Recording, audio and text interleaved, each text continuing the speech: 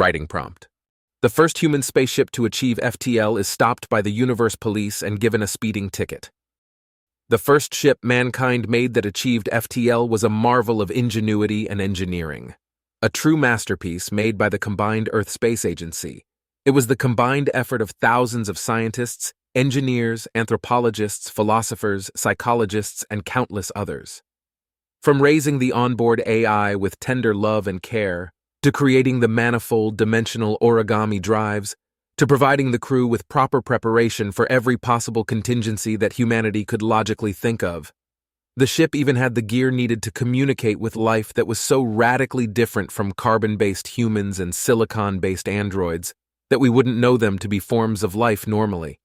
They called it the key, for it was seen as the means for mankind to transcend our dark and dirty past, to ascend past our previous mistakes and become better. Something to open a new, endless horizon for us to explore, learn about, and live in.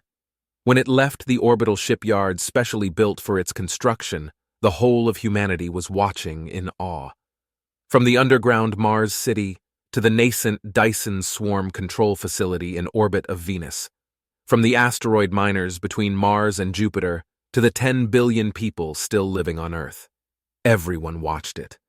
Everyone saw as it activated its complex and powerful FTL drive, and with a strange but beautifully bright glimmer, it left our solar system behind. It would just visit the closest star systems and then report back to Earth. But it would open up for mankind to truly be free, to truly see the universe in a way we have been dreaming of for nearly 2 centuries. Soon, more exploratory vessels would follow in the Key's wake. Mining ships, long-term bases, terraformation teams, colonies, it would all open to us. And finally, mankind could be freed, given a proper post-scarcity future. Not just UBI, free food, free housing, clean free water, and healthcare, but total post-scarcity. A better tomorrow was surely something we could achieve soon. Humanity, free at last from toil, from sickness, from material want, and maybe even from death. When the Key returned, we were confused. It had been given a speeding ticket, and we were warned not to break the speed laws of the universe again. When we tried again, and the ship was confiscated, that was when we came to understand just how screwed we were. The speed of light was a universal law, enforced by the traffic police of the universe. A concept that was made obsolete following the massive world restructuring, following the near-global ecological and economical collapse of the 2050s. Planet Earth technically have a police force, made up of incorruptible cyborgs that work for Interpol. Crime wasn't really a thing any longer on Earth, at least. With the economic restructuring, increased mental health care, and the equalization of all humanity following the execution of the rich global elite, crime rates had plummeted.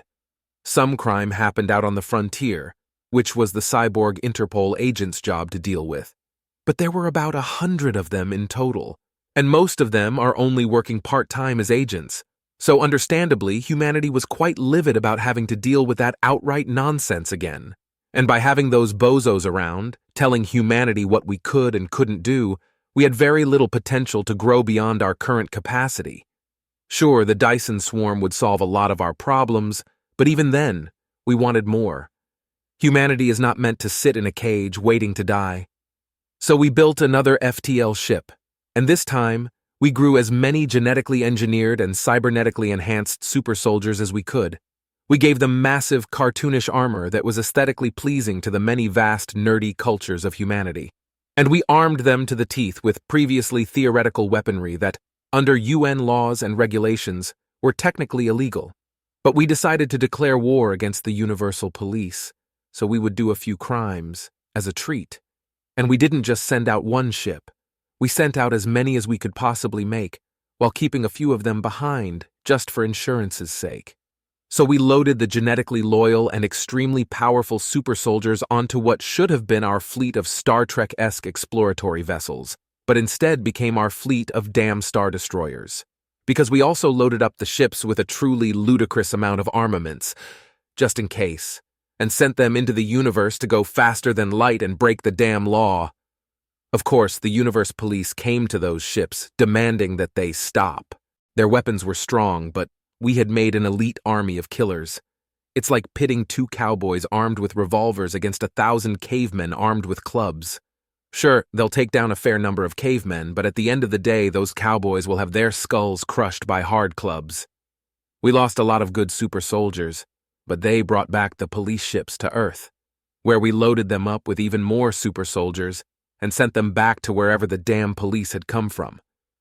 Not all of them, of course. Our engineers and data scientists pulled some of those ships apart bit by bloody bit, learning as much as possible about the universe cops that thought that they could tell humanity what to do, even though we have never entered into a societal contract with them or their superiors. They don't rule us. Their laws don't apply to us. And they would have to conquer us to make us kowtow to any idiotic laws that would bind us as caged animals to a single star system, which they of course attempted. They sent an entire fleet of universe police cruisers against Earth, charged us with illegal genetic experimentation, murder, violent anarchist attacks on universal law officers and their ships, multiple counts of grand theft starship, attacking a massive reality prison causing a mass breakout of eldritch abominations and illegal parking. They told us that the entire system would be placed into a massive prison cell and we'd get cosmic life for our crimes, which would mean that we'd be imprisoned until the sun burned out. That was when the Venus Dyson Swarm Control Facility redirected the full power of the damn sun on the police fleet, and all hell broke loose. The stolen ships, our hastily made orbital defenses, civilians who weren't going to just take some space pigs telling humanity what to do, our own remaining ships, and whatever else we could throw at the police, did their absolute best at annihilating the police forces of what we could only assume to be a Kardashev Class 4 or V civilization. We did some damage, sure, but they were armed this time, seriously and dangerously armed, and even with our stolen technology, we could do little but destroy their smaller crafts. It seemed for a moment that all would be over soon, until the cavalry arrived. One of our ships full of insane and bloodthirsty super soldiers had attacked a reality prison, which is apparently where they keep guys like Cthulhu, Typhon, or Apophis. You know, beings that break the laws of physics all the time. And those guys who are seemingly cosmic criminals somehow, they figured they owed little mankind a favor. So they came, they wiped out the entire police fleet, and began making some offers we couldn't refuse, Godfather style. Since mankind as a whole was apparently considered massive criminals now by the boring and frankly oppressive society of the universe, we felt we could do with the backing of some bigger fish. So we accepted. Sure, we're aligned with forces that want to overtake the universe and break nearly every possible law of reality. We're basically members of the extra-dimensional mafia, but it's all right. Technology is booming. We're achieving scientific results that we never thought possible. Magic works. Transhumanism is taking off in a big way as we're getting eldritch technology, turning us stranger and stranger. Our art is stunning. Our extrasolar colonies are growing. Genetic engineering and full cybernetic conversions are no longer considered freaky. A significant amount of people are now voluntarily members of a human hive mind on a permanent or temporary basis. And we're not going to get our souls eaten by the elder gods, unlike all those societies out there that accepted the laws of the universe police and their corrupt civilization.